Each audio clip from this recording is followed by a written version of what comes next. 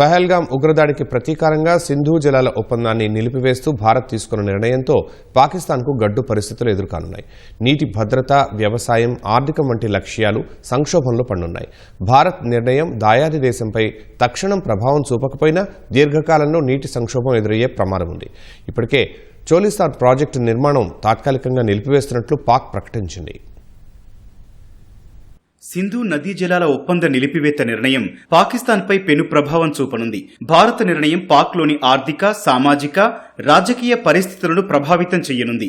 65 ఏళ్లలో ఇరు దేశాల మధ్య ఉద్రిక్తతలు, వివాదాలు ఉన్నప్పటికీ భారత్ ఇలాంటి నిర్ణయం ఎప్పుడూ తీసుకోలేదు. ఈ ఒప్పందంపై భారత్ కొన్నిసార్లు అసంతృప్తి వ్యక్తం చేసినా పునఃసమీక్షించడం లేదా సవరణలు చేయాలని మాత్రమే కోరింది. కానీ పహల్గాం ఉగ్రదాడితో సీమాంతర ఉగ్రవాదానికి ముగింపు పలికే వరకు పాకిస్తాన్తో సింధు నదీ జలాల ఒప్పందం నిలిపివేస్తున్నట్లు ప్రకటించింది. ఈ నిర్ణయం పాక్ పై తీవ్ర ప్రభావం చూపుతుందని నిపుణులు అంచనా వేస్తున్నారు. ఈ ప్రభావం తక్షణమే కనిపించకపోయినా రాబోయే రోజుల్లో పాక్ లో తీవ్ర నీటి సంక్షోభానికి దారితీసే ప్రమాదముందని భావిస్తున్నారు. సింధు నదీ జలాలు దాయాది దేశానికి జీవనాడిగా ఉన్నాయి. వ్యవసాయం, త్రాగునీరు, విద్యుదుత్పత్తి తదితర అవసరాలకు పాకిస్తాన్ సింధు జలాలపైనే ఆధారపడుతోంది. భారత్ తీసుకున్న నిర్ణయం ఇప్పుడు వ్యవసాయం, విద్యుత్, సామాజిక స్థిరత్వానికి పెను సవాల్గా మారనుంది.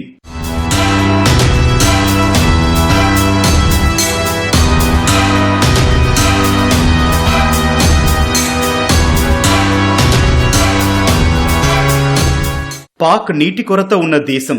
సింధు నదీ జలాలు ఆగిపోతే వ్యవసాయ రంగం కుదేలవుతుంది. ఆ ప్రభావం ఆర్థిక వ్యవస్థపై పడనుంది. ఉపాధికి 40%, పాక్ జీడీపీకి 20% అక్కడి వ్యవసాయ రంగం దోహదం చేస్తుంది. నీటి కొరత ఏర్పడితే గోధుమలు, ఇతర పంటలు దెబ్బతింటాయి. దీనివల్ల ఆహార ధరలు పెరిగి ప్రజల జీవనంపై ప్రభావం చూపుతుంది. మత్స్య సంపద, దానిపై ఆధారపడిన వారి జీవనోపాధిని నాశనం చేస్తుంది. పాక్ విద్యుత్ అవసరాల్లో జల విద్యుత్ వాటా 3వ వంతుగా ఉంది. నీరు ఆగిపోతే విద్యుదుత్పత్తి తగ్గిపోతుంది. ఇప్పటికే ఉన్న విద్యుత్ కొరత మరింత తీవ్రతరం దాలుస్తుంది. పాక్ లోని పంజాబ్, సింధు ప్రావిన్స్ల మధ్య జల వివాదాలు మరింత ముదిరే ప్రమాదం ఉంది.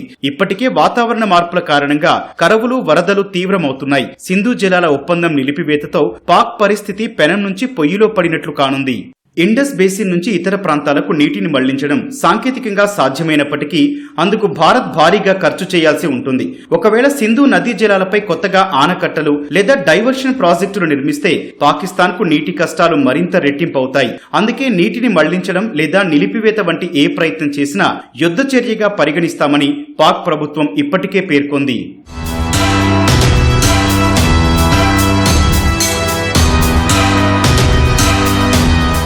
భారత్ నిర్ణయంతో అప్పుడే పాక్ లోని చోలిస్తాన్ కాలువ ప్రాజెక్టుపై ప్రభావం పడింది.